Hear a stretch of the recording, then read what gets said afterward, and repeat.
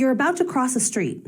What do? If there are no cars coming, do you stay at the crosswalk waiting for the light to change, or do you just go for it? Do you look left first before you cross, or do you look right? Or maybe you just dart across the street shouting, "Hey, I'm walking here." No matter what you do in this situation, it's going to depend on culture. Now, you may be thinking, how can something like crossing the street be a cultural phenomenon? Isn't culture like opera and galas and fancy art openings with tiny hors d'oeuvres? Or maybe you think culture is bigger than all that culture is your heritage, traditions that have been passed down for generations, like quinceañeras, bar mitzvahs, or sweet 16 parties. The fact is, all of these things, street crossings, fine arts, and traditional rites of passage, they are all part of culture.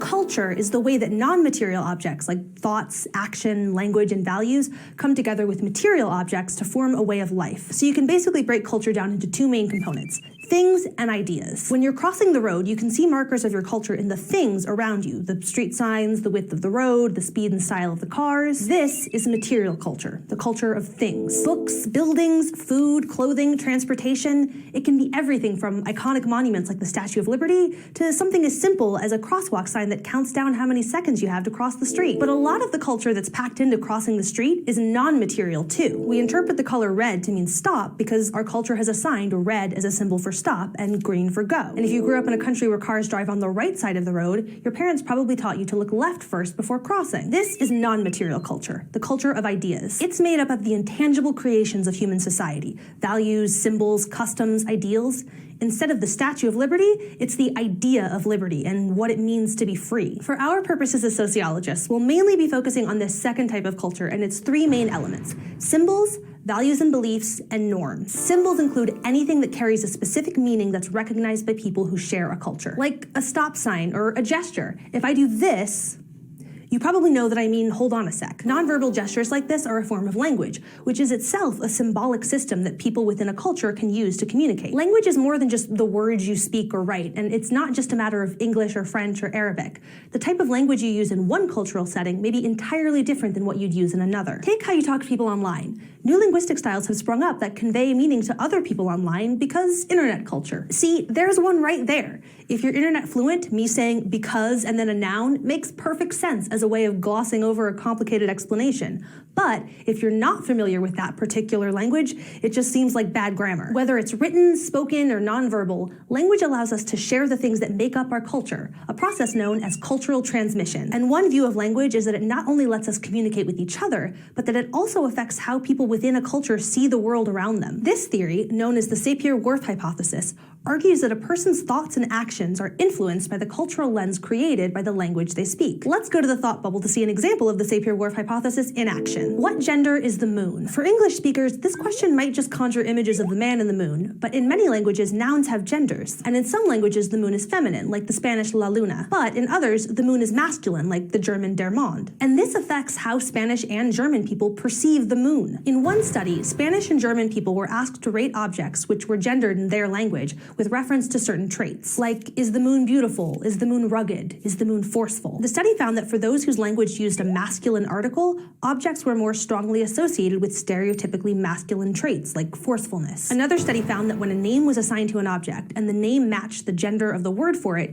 it was easier for people to remember the name. Like, Maria Moon tended to be remembered more readily by Spanish speakers than by German speakers. Thanks, Thought Bubble. Now, I should mention that the Sapir-Whorf hypothesis is one that researchers are divided on. Benjamin Lee Whorf, the American linguist who helped shape this theory, did his original research on indigenous languages like Hopi and Inuit, and since then, anthropologists have argued that some of his findings don't hold up. For example, Whorf famously claimed that because the Hopi language describes time differently, the Hopi people think of time differently. But anthropological evidence about the Hopi people suggests otherwise, and Whorf's study led to a strange and false stereotype that the Hopi people, quote, have no sense of time. Sociology is an evolving field, and academic disagreements like this are just one reason that we study language and how it shapes our society. But if language language helps us communicate, shape, and pass on culture, the next element of culture is what helps us organize culture into moral categories. Values are the cultural standards that people use to decide what's good or bad, what's right or wrong. They serve as the ideals and guidelines that we live by. Beliefs, by contrast, are more explicit than values.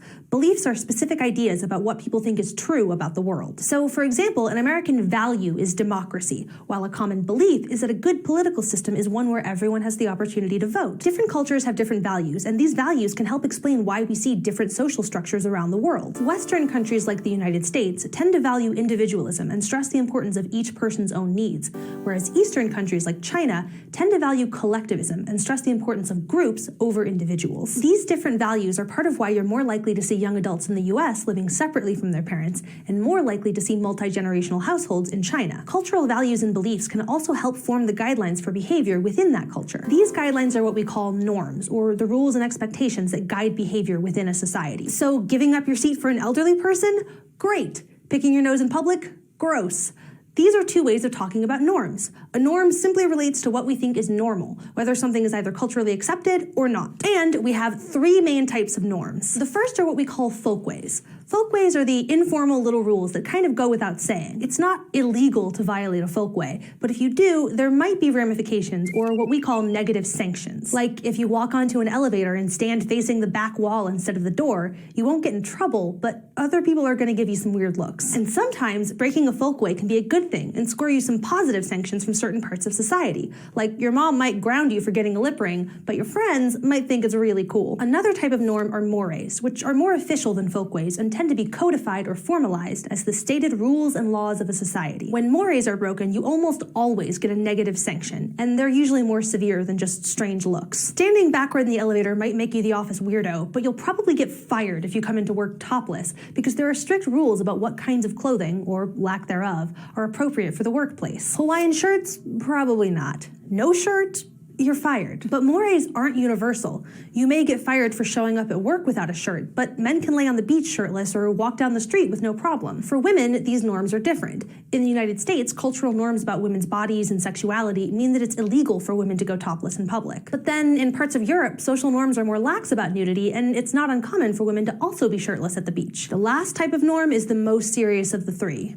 Taboo. Taboos are the norms that are crucial to a society's moral center, involving behaviors that are always negatively sanctioned. Taboo behaviors are never okay, no matter the circumstance, and they violate your very sense of decency. So, killing a person, taboo or not? Your first instinct might be to say that yes, killing is awful. But while most cultures agree that life is sacred and murder should be illegal, it's not always considered wrong. Most societies say it's okay to kill in times of war or in self-defense. So, what is a taboo? Cannibalism, incest, and child molestation are common examples of behavior that we see as taboo. Yes, you can kill someone in self-defense, but if you pull a Hannibal Lecter and eat that person, you're going to jail, whether it started out as self-defense or not. So don't do that.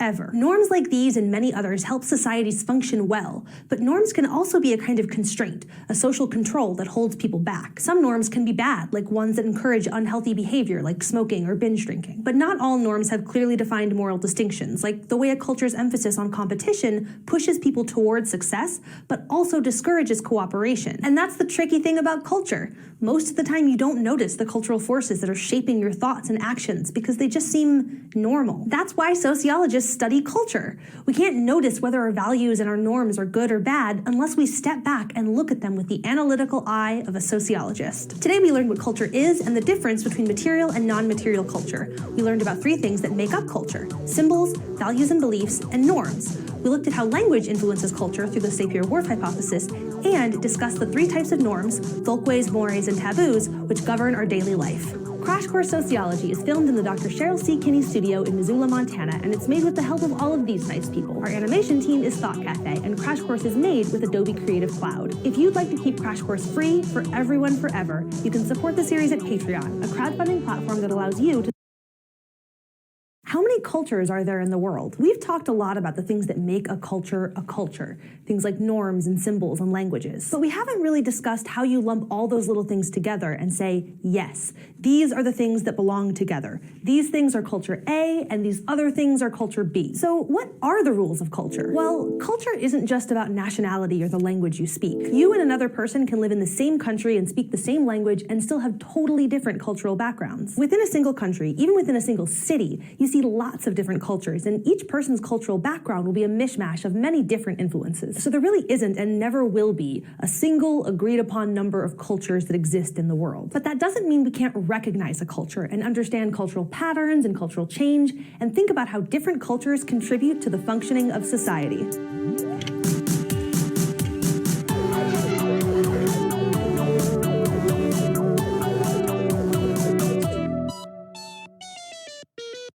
Are you more likely to spend your free time at a football game or at a modern art gallery? Do you watch NCIS or True Detective? Do you wear JCPenney or J.Crew? These distinctions, and many more like them, are just one way of distinguishing between cultural patterns in terms of social class. Because yes, class affects culture and vice versa. So one way of looking at culture is by examining distinctions between low culture and high culture. And okay, yeah, those are kind of gross sounding terms, but I want to be clear. High culture does not mean better culture. In fact, so-called low culture is also known as popular culture, which is exactly what it sounds like. Low or popular culture includes the cultural behaviors and ideas that are popular with most people in a society. High culture, meanwhile, refers to cultural patterns that distinguish a society's elite. You can sort of think of low culture versus high culture as the People's Choice Awards versus the Oscars. The Hunger Games probably weren't going to be winning Best Picture at the Oscars, but they were massive blockbusters, and the original movie was voted the best movie of 2012 by the People's Choice Awards. By contrast, the winner of Best Picture at the Oscars that same year was The Artist, a black and white silent film produced by a French production company.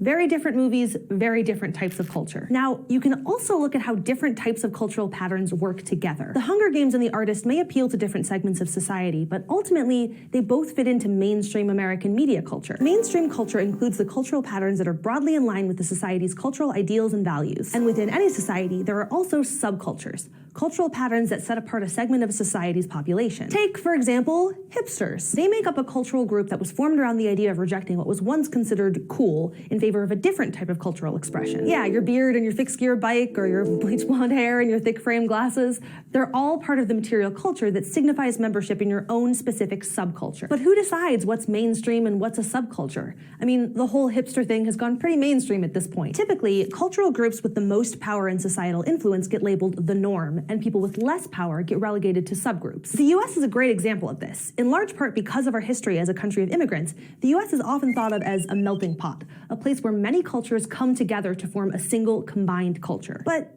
how accurate is that? After all, each subculture is unique, and they don't necessarily blend together into one big cohesive culture just because we share a country. And more importantly, some cultures are valued more than others in the US. For example, everyone gets Christmas off from school because Christian culture holds a privileged role in American society. That might not seem fair if you're a member of a subculture that isn't folded into mainstream culture. So it's not really a melting pot if one flavor is overpowering all the other flavors. And this brings me to another subject: how we judge other cultures and subcultures. Humans are judgmental, we just are. And we're extra judgmental when we see someone who acts differently than how we think people should act. Ethnocentrism is the practice of judging one culture by the standards of another. In recent decades, there's been growing recognition that Eurocentrism, or the preference for European cultural patterns, has influenced how history has been recorded and how we interpret the lives and ways of people from other cultures. So what if, rather than trying to melt all the cultures into one, we recognize each individual flavor? One way to do this is by focusing research on cultures that have historically gotten less attention. For example, Afrocentrism is a school of thought that recenters historical and sociological study on the contributions of Africans and African Americans. Another option is expanding and equalizing your focus. Instead of looking at behavior through the lens of your own culture, you can look at it through the lens of multiculturalism,